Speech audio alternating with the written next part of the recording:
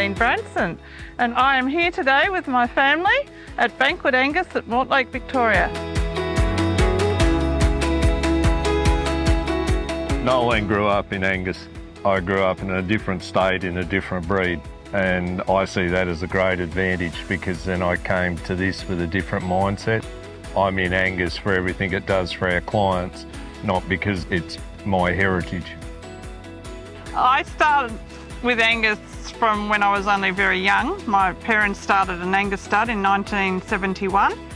So I've grown up with Angus all my life. Was involved with the youth program in my teenage years. Was only a small youth program then. They didn't have all the opportunities that Angus Australia now give our youth today. But I used to compete in the Angus heifer show they held at Wodonga. We basically supply a grass-fed market through Western Victoria. That's our primary market. Those cattle also work very well in other regions. So this year we sent bulls to everywhere except the Northern Territory. So we're pretty excited about that.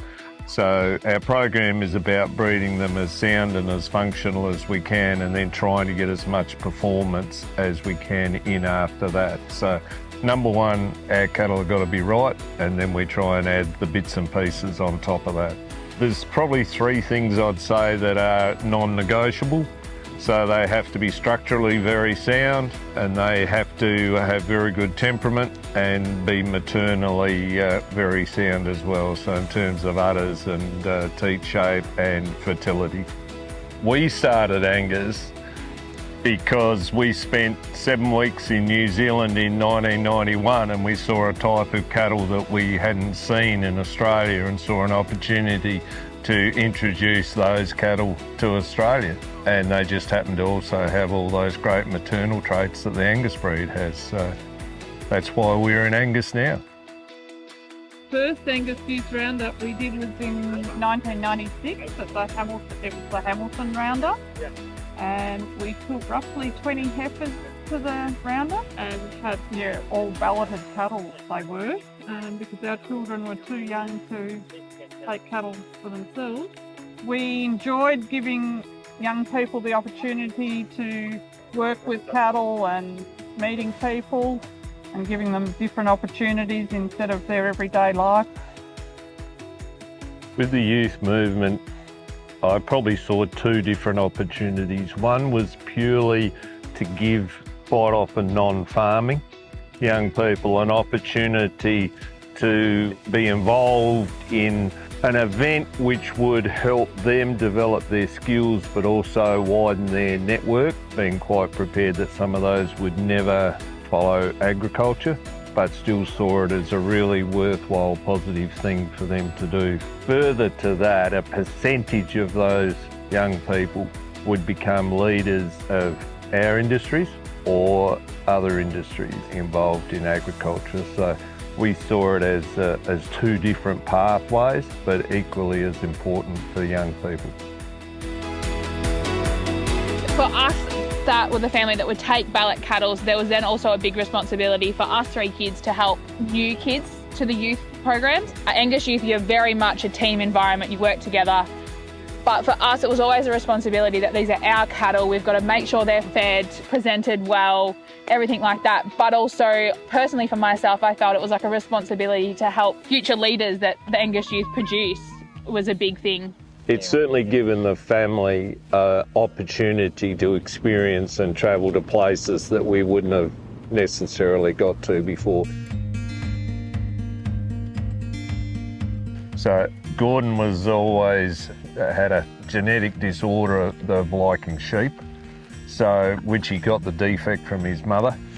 So Gordon started sheep studs when he was 9 and continuing to breed those. Also a diesel sniffer, so he's running an agriculture contracting business and now starting to develop into the trucking as well. Owns his own country, does all those things, and then as his influence into Banquet, the biggest thing is our project manager. So if there's anything we want done, it gets done really well. He does all our contracting and also owns his own stud cattle, so has a direct involvement in that way. Diana married, got 3 little girls. She and Josh have their own farm, which they run predominantly sheep. They also got a few commercial cattle. They also have stud cattle. Dee helps with catalogues and website and that sort of stuff. Hamish, the baby, is really the stud manager in conjunction with Noeleen. Those two run Banquet Angus now. And I just run around and make myself look really busy. I remember Stephen and I gave the children an option of going for a Queensland trip when they were only 10, 12, that age, and said, would you like to have a Queensland trip, or we could do a road trip to New South Wales and visit cattle studs? What would you like to do? And yeah, that was Diana and Gordon. They both said, oh, just do cattle trips. We just want to go on travel. And we said, you don't want to go to Queensland and go to the beach. No, we just want to go visiting and looking at cattle. So that's all we've ever done, is done cattle trips. And I think we've had one actual beach holiday in the children's lifetime. And I don't think that was near as fun. I must have. What we've tried to do, what's been my goal, is to give the kids an opportunity, try and get them to develop their own business skills, and then they have the opportunity to choose to be part of Banquet if they wish.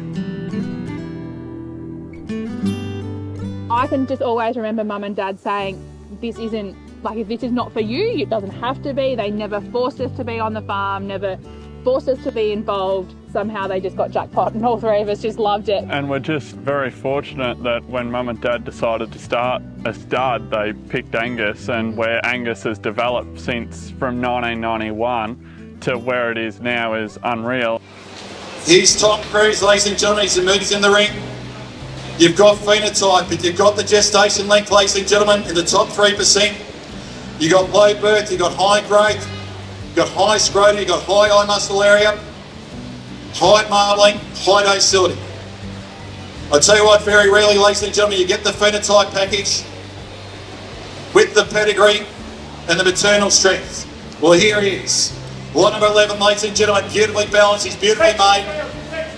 And I've got 60,000. I got 60,000, I got 70, I got 170, I got 170, I got 170 online, then I'm 178, I got 180, now you can screw him up, you can screw him up now, I got 180, now screw him up now, I got 180, come on, and on one line, and on 230, and $230,000, here we go once, 230,000, here we go twice, $230,000, here we go, one of 9, down and out, he said his time at 230,000, want him, done, 230 buys him. I reckon that was a Victorian record too for an Angus bull too. Well, Hamish just concluded the 2024 autumn bull sale here at Banquet Angus. Mate, to you and to the family, wow, what a day. I guess they're bloodlines that are represented, all up and down the east coast of Australia, into South Australia, and as you say, Western Australia. I mean, there's Banquet influence Australia-wide in the Angus herd, isn't it? Yeah, it is, and it's really starting to grow, and bulls working in studs pretty much in every state, which is pretty amazing, and they're doing the job. Like we've had, there's a few clients that have stud people in WA that have sold Banquet blood bulls in their sales over there, and they've been right up the top of their sales, and their return clients have loved to something a bit different, but still the type that they want, and they're sound and can really get the job done. It's a pretty amazing sale. It certainly has been. Yeah. Congratulations. Thanks, John, and thank you for all your work as well. It's been a pleasure. Thanks, mate. The best part would have to be the people and the contacts we make Australia-wide and also overseas. So we've made long-lasting friendships through this business, and it's a passion we love and enjoy every day, and we're lucky to have that to get up and do what we love doing every morning.